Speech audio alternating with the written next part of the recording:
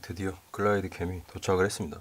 해외 직구를 했고 배송 대행 서비스에 했더니 한 15,000원 정도 나오더라고요, 운송료가. 그래서 합하면 거의 한 6만 원, 뭐 한 7만 원, 뭐 그 정도 가격에 구입을 한 것 같고, 이게 이제 뭐 많이 알려진 거로는 글라이드 캠 이런 것들이 있는데, 걔는 이제 길이도 크고 견딜 수 있는 하중도 뭐 좀 길고, 근데 이 짝퉁 중에서도 이 뭐 이렇게 봉이라던가 이런 게 그냥 철로 된 그런 것들이 있고, 얘는 그 비슷한 가격대인데도 이제 가운데 봉이 카본으로 되어 있고, 그리고 뭐 재질이 대부분 알루미늄 같은 게 사용이 되고, 나사 부분에 이제 뭐 철제로 된 뭔가 글라이드 캠을 흉내내서 경험해 볼 수 있는 뭐 그런 물건인 것도 같고, 평도 나쁘지 않아서 구입을 해봤고요. 포장은 그냥 허름한 박스에 뭐 이렇게 겉에 박스도 없었고요. 그냥 이 알맹이랑 뭐 서비스로 주는 듯한 이런 가방이 들어 있었는데, 일단 국내에 이런 글라이드 캠을, 이런 짝퉁 글라이드 캠을 파는 데도 별로 없었고, 이제 글라이드 캠은 살려고 그러면 거의 한 20만 원대로 가야 되거든요.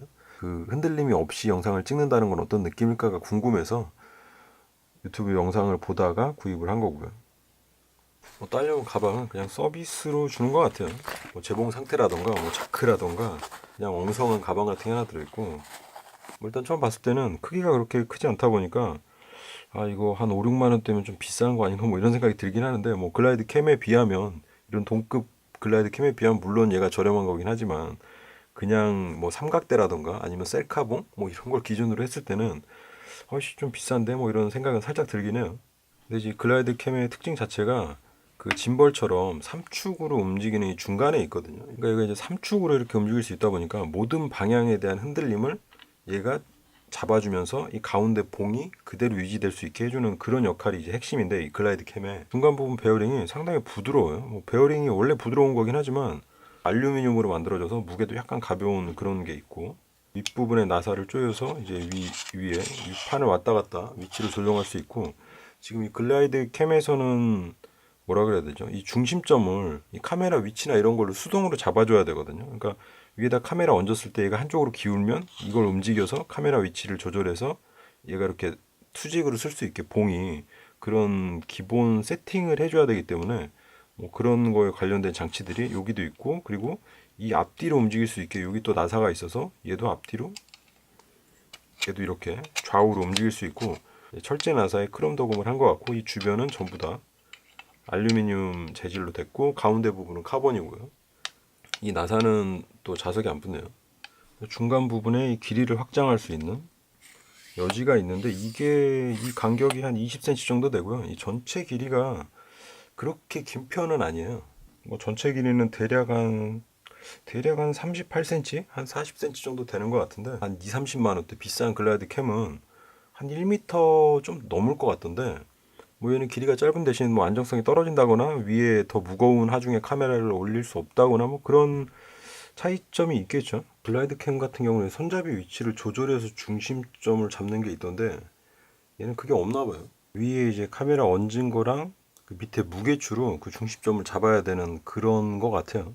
지금 밑에 쪽에 있는 카본 봉하고 위에 있는 그 카본 봉하고 그 사이에 이렇게 링이 있어서 그 링에다 이 봉을 꽂아서 연결을 한 것 같아요. 그리고 이 나사가 그 이 가운데 있는 링을 뭔가 고정해주는 그런 역할을 하는 것 같고, 그 밑에 있는 이 나사는 이게 밑으로 빠지지 않게 이걸 끌었을 때도 해주는 그냥 보조 장치인 것 같네요. 뒷부분에는 이제 위에 카메라 하중만큼의 무게를 지탱해 줄 수 있는 그런 무게추. 그러니까 위에가 너무 무겁고 밑에가 가벼우면 얘가 그냥 쓰러질 수도 있고요.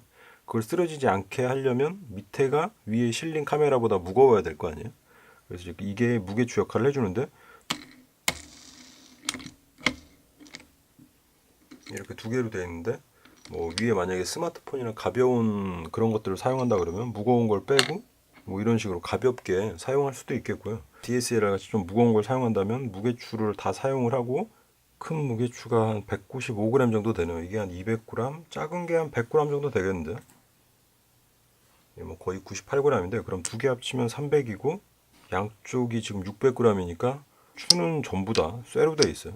추가 만약에 없었다면 그냥 거의 기본 요금이 10,000원 정도의 배송비가 나왔을 텐데, 가운데 부분은 뭐 무늬로 봤을 때도 약간 카본 무늬 같은데, 뭐 최악의 경우에는 안에 뭐 알루미늄을 넣어놓고 겉에 카본 무늬로 코팅을 했을 수도 있긴 있겠죠. 뭐 그렇게까지 생각하고 싶진 않지만, 가격 대비해서는 이 세부적인 만듦새나 뭐 이런 것들을 봤을 때는 좀 괜찮은 것 같아요. 뭐 이름 없는데 치고는 좀 되게 정교하게 만들어진 뭐 그런 느낌?